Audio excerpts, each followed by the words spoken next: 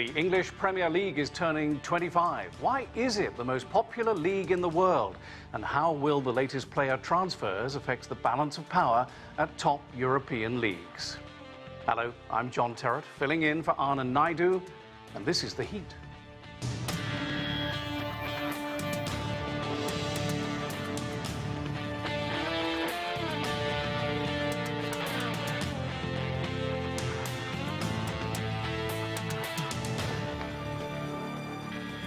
The success of the English Premier League goes way beyond its borders. The games are carried in 212 territories worldwide and watched by more than 12 million people on average per match.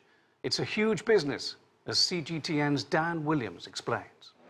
The kick-off to a new Premier League season. A time of excitement for football fans across the country. The league itself is celebrating its 25th anniversary. During that time, the league has enjoyed tremendous growth. Its first season generated revenues of around £180 million.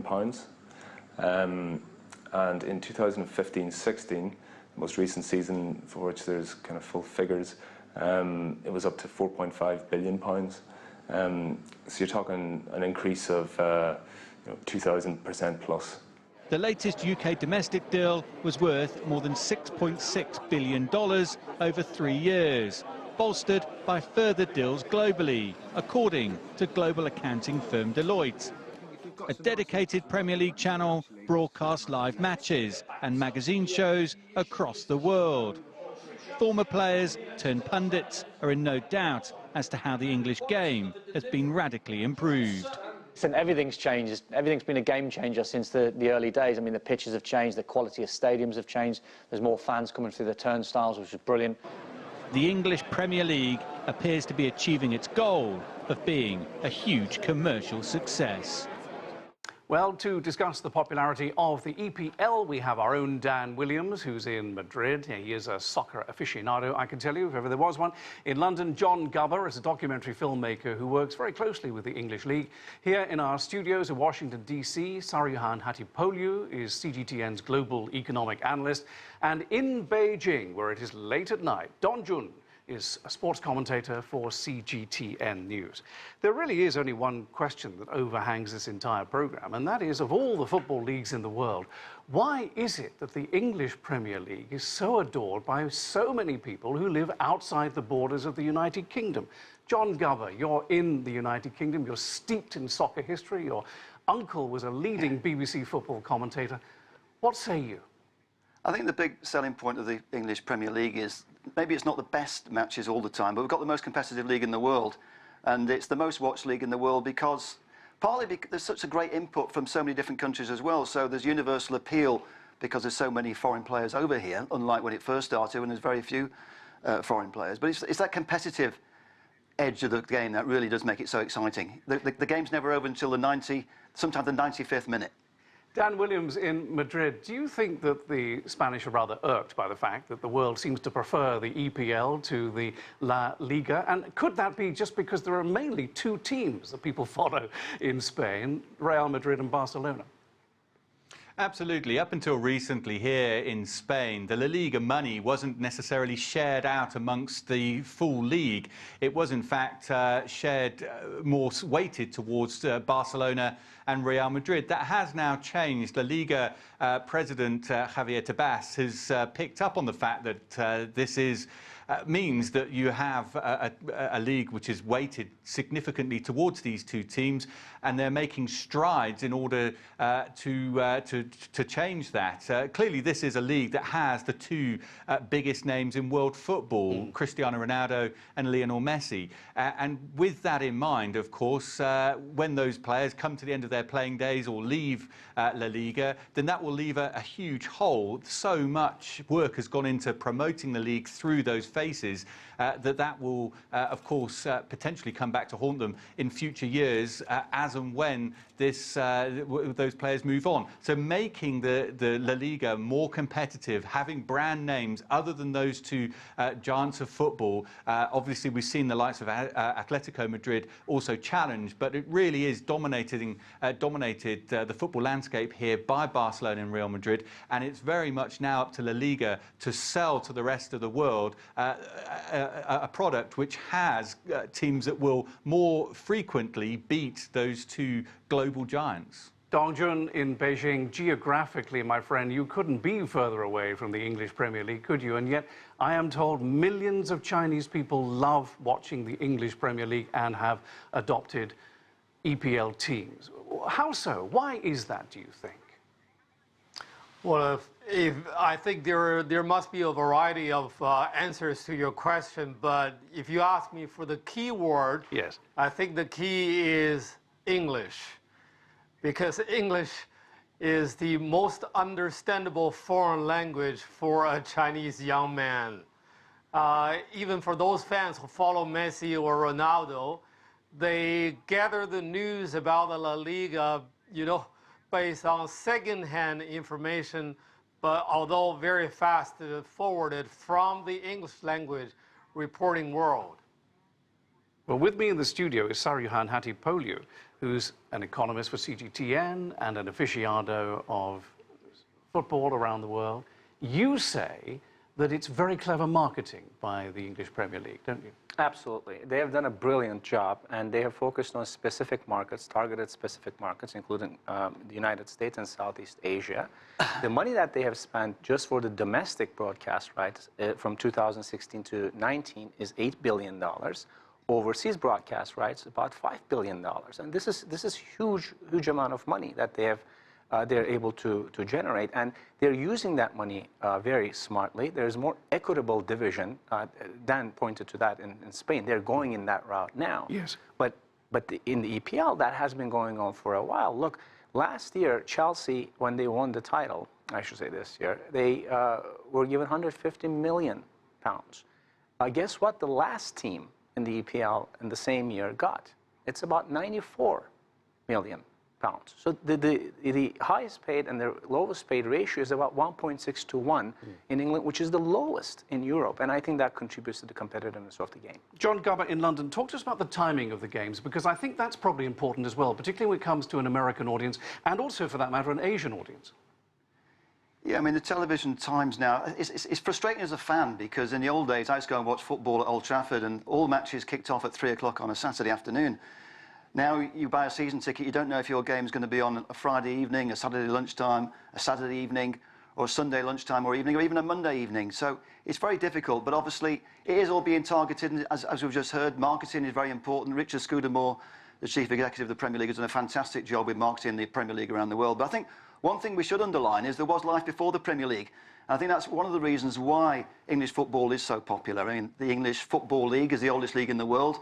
And in fact, this season, we're celebrating the 50th anniversary of Manchester United becoming the first champions of Europe, which is why I'm making a film about that and hoping to identify why Man United are the most popular team in the world.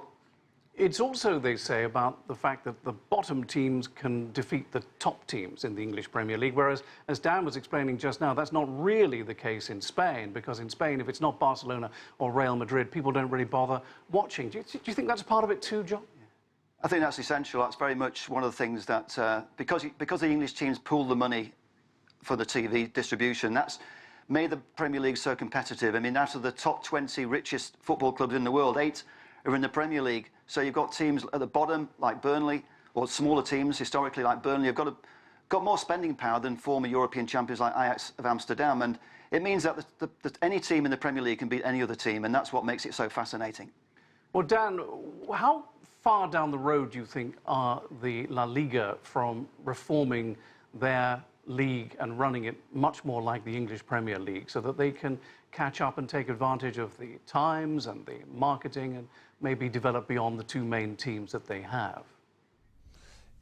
steps have definitely been taken in that direction over the last couple of years. We've seen La Liga also coming through with having pre-season tournaments in the likes of China markets and the American markets. So they are catching up. They were definitely behind. There's no doubt about that. But certainly they have now caught up. They are in the process of catching up and looking to try and utilise having kick-off times also at very strange times for the Spanish market in order to make the most of that. We've also seen as well investors, foreign investors in the La Liga teams as well. The likes of Granada, for example, Espanyol are both under Chinese ownership, as well as Atletico Madrid having a 25% stake in a Chinese ownership as well. And so the market is definitely trying to reflect that kind of interest, trying to pinpoint the China market in terms of commercial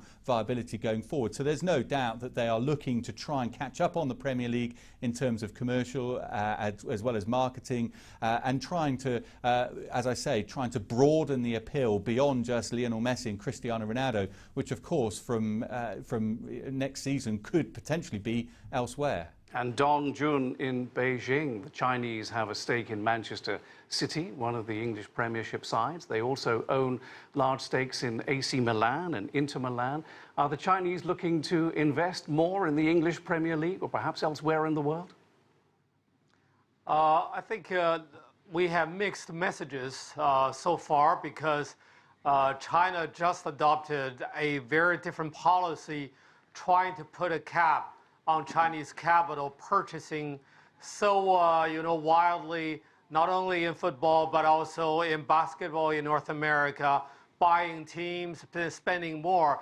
I think the central financial system, of course, with a notice from the central government, are trying to control on this. So everybody is expecting a slowdown, a significant slowdown in China's purchase of very expensive players and even coaches and investing in teams this season. But don't forget, even under such changes, of the policy, China has now, Chinese business people have ownership, overwhelming ownership already in two Premier League teams, Southampton and West Brom.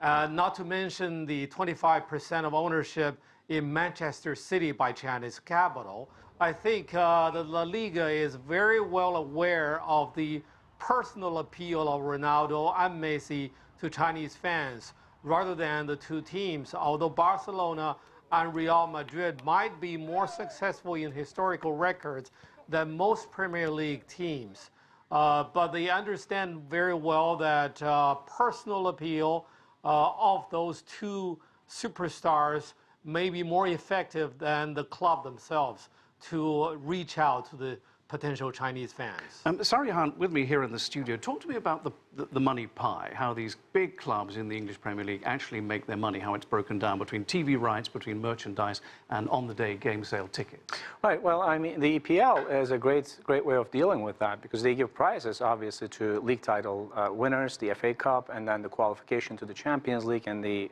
Europa Cup. But also with the broadcast rights, the equitable division of it for international broadcast rights, it's divided equally. And I think that is one of the major reasons we're seeing, and other panelists mentioned as well, we're not seeing this huge gap in terms of teams getting money from the EPL. And this is not about to change. You know, Liverpool, Manchester United are now owned by Americans, and actually they have tried to change this. They have tried to tell the EPL that, you know, we want our own negotiating rights with these broadcasters, pretty much like Barcelona and Real Madrid was doing. I was on the phone with the press office of EPL today, and they told me, they clarified, they said, confirmed actually, I should say, that that is not going to happen. That equitable division is going to continue, and that's a big, big part of this competitiveness. John, do you think that will be maintained? Because I think that probably is a big part of the competitiveness of the EPL, because as we touched on it just now, the lowest team essentially gets the same money from broadcast rights as the winner of the league. Yes, I think that will continue because that's been one of the recipes for the success of the Premier League. But what I have heard quite recently is that there might be a different distribution model coming in the future for the overseas rights, where I know the top 6 clubs are pushing for a bigger share of that pie. So you might find that teams like Manchester United, Liverpool, Arsenal, Spurs, Chelsea are going to take a bigger share of the pie from the overseas sales. But I think to underpin the success of the Premier League, the money will be pooled from domestic TV rights. And Dan, in Madrid, it's true, isn't it, that the English Premier League sides tend not to do as well in Europe when they actually get there. I know 4 teams, I think, go forward every year, but by and large they don't do as well, do they? No, that's right.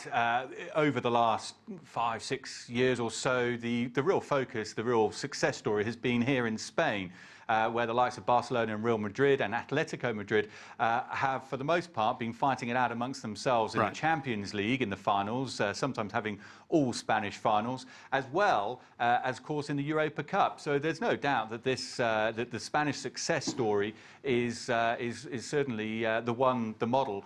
Just because you have a very successful Premier League, it doesn't mean that that translates to either European success or even national team success either. Just very quickly, John, in London, just in 10 seconds, just to sum this issue up then. Let's assume that, as Saruhan says, it is a lot of marketing. Then it must also be passion and history and the fact that it's an English language league, and so many people, as Don Juan was saying, particularly in China, are able to cope with speaking English. I think the English language is a factor, but I think also the history, because English football has a much longer history than any other country. I think that's also a factor.